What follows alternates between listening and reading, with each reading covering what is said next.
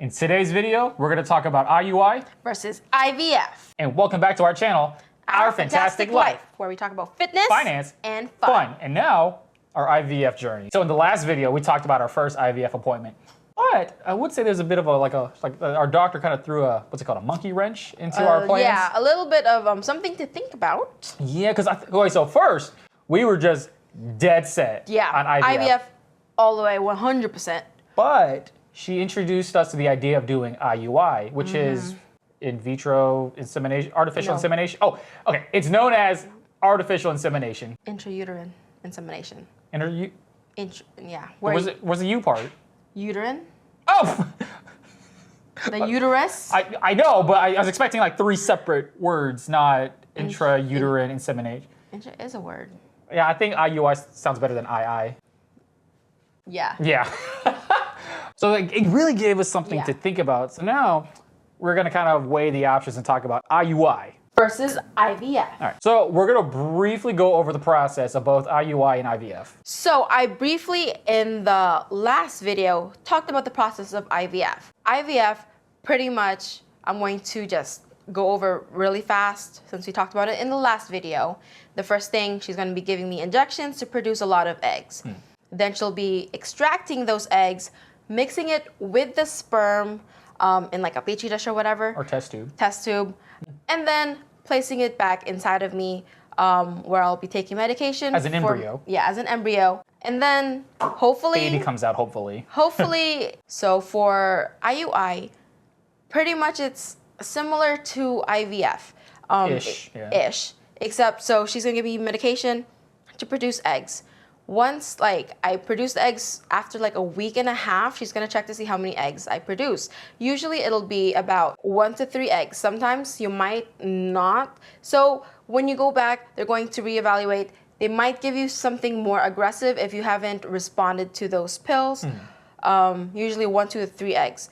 But if you're starting to make like 4 or more eggs, then they'll like stop the cycle and be like, okay, that's enough eggs. Don't you think?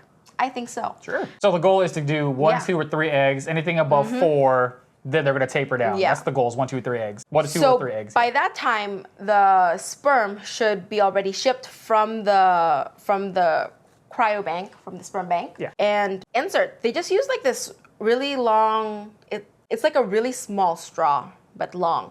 And that's where the sperm is. They're going to insert it past the cervix into the uterus. They're going to try to get it as close to the egg as possible, release it, and then hopefully the eggs might be fertilized. So that's just a brief overview of IUI versus IVF. So now we kind of want to compare the two. So pretty much the similarities between IUI and IVF, you have to take your prenatal vitamins, because folic acid is important, and all of these other vitamins.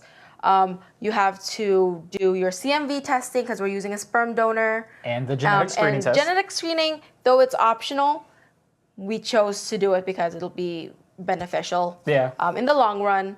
You also have to have a sonogram before either of these processes starts. So just to make sure your uterus and everything is working okay. All right, so the first box, there were requirements for both between IUI and IVF. We stated in the last video that they kind of force you to have to lose weight. And again, at first I didn't understand why until they told us, okay, you have to be under a certain weight or BMI, because if you're not and they give you anesthesia, you might not wake up. And again, I kind of want to spend the rest of my life with her. Maybe. For sure. So at my heaviest, I was 247. The requirement, or at least the weight requirement, is for IVF, she has to be under 200 pounds. For IUI, I have to be under 235 pounds. So today I am under that requirement because I am under 235 pounds. So for IVF, I would have to be under BMI of 38. Right. And for IUI, BMI of under 45. Right. Again, she just met that requirement. So it's exciting. So if I could, right now, I could do IUI. So in terms of requirements, at least the weight requirements, IUI, that box is a lot easier to attain than IVF. Can we have a ding on it? Ding! Now let's talk about the amount of eggs that are produced in either IUI or IVF. So in IVF, the amount of eggs that can be produced depending on the medication that you're using, depending on yourself, maybe about 10 to 15. So a whole lot more. Oh yeah, yeah. A whole lot more. IVF, yeah, it's a lot. You're gonna produce a lot more eggs through IVF. And for IUI, about maybe 1 to 3 eggs. Right. Anything above 4, then they're gonna taper it down, right? Yeah. So yeah, for IUI, there is a possibility, a 5% possibility of twins because you have multiple eggs in there. In terms of the amount of eggs that are produced, obviously IVF checks that box. Can we get another ding? Ding. So now let's talk about the success rate of each one. So for us, this is like the most important aspect, and it carries the heaviest weight out of all of the topics. Right. I'm a numbers, I'm an odds guy. Statistics, statistically speaking. Yeah. Although I guess statistics hasn't really been on our side. Yeah, I was the 1% of men in the world that doesn't produce sperm. Who would have thunk? Who would have? Yeah. But we're gonna go with statistics on this one. Yeah. So for IVF, the success rate is 50 to 60%. Right. So because the main thing is just you already got an embryo. The main thing is it's got to stick, right?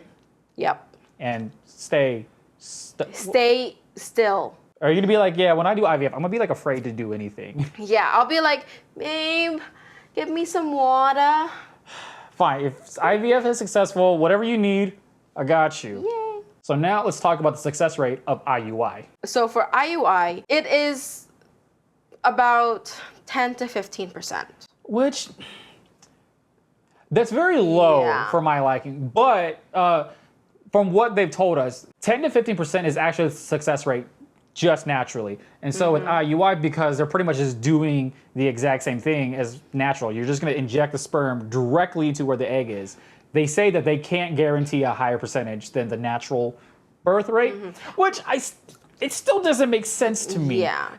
Because like it has a higher chance because it's not passing through the vaginal canal, which is very acidic in itself. But that's the thing that I don't understand. Yeah. It's kind of like if a sperm was a football player, right? It's like, dude, we're putting you right in the game. Like you were there on the goal line. Like there's no defense, okay?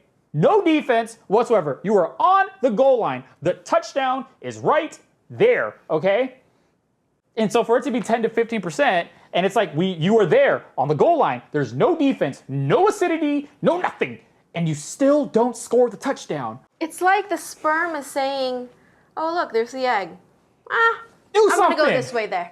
I'm gonna go this way instead, or I'm gonna go back the way I came from." Also, sometimes what I don't understand why IVF isn't more successful is it's like it's the opposite. It's like you've already scored the touchdown. The embryo is the touchdown, right? Now you got to kick the extra point. Just make the extra point. That's all you got to do, which means to stick. And it's like if it fails, it's like we gave you the touchdown, and you did it, and you missed the kick. This is driving me nuts. Okay, I'm sorry. You can tell it's driving me nuts. Yeah. We are giving you the touchdown. Score the extra point. But anyways, so yeah, in terms of success rate, IVF wins. Can we get a ding? Ding. So now let's talk about pricing. I'm gonna put in a little bit of an asterisk on this in a little bit. Yeah. All in all, the pricing of IVF, I'm gonna say 15, 16 grand at our clinic that we're gonna be going to, which that's a pretty penny. IUI is actually covered by the insurance. Yeah. But I'm gonna put a little bit of an asterisk on that. So let's go to the notebook and let's look at the pricing of IUI. So let's look at the cost of IUI for us. So our deductible is $1,500, and then our co-insurance is a 70-30 split, meaning we pay 30% once the deductible is met. So if we only did one cycle of IUI, we'd actually pay about $1,000 to the doctor's office, and then they told us that medication is about $70. So all in all, we would pay $1,070 for the cost of IUI. We would still have to pay for the sperm donor, which is about $1,450. So total for one round of IUI would be $2,520. If that fails and we had to do another cycle of IUI, by then the deductible would have been met. So we would only have to pay $720. We're still going to pay $1,450 for the sperm donor, And so for that cycle, it's only $2,170. But cumulatively, we would have only had paid $4,690. Everything from the third cycle to the sixth cycle, since there's only 6 cycles that are covered by the insurance, would be the same. So each time we would pay $1,820. You know, after the third cycle, we'd pay $6,500. After the fourth, we'd have paid total $83. So if we did all 6 cycles and it finally works on the 6th cycle, we only would have spent $12,000, which is still a lot cheaper than doing just one go around of IVF. For this one, I'm going to give pricing a check on IUI, but with a little bit of an asterisk. So let's get a ding for IUI.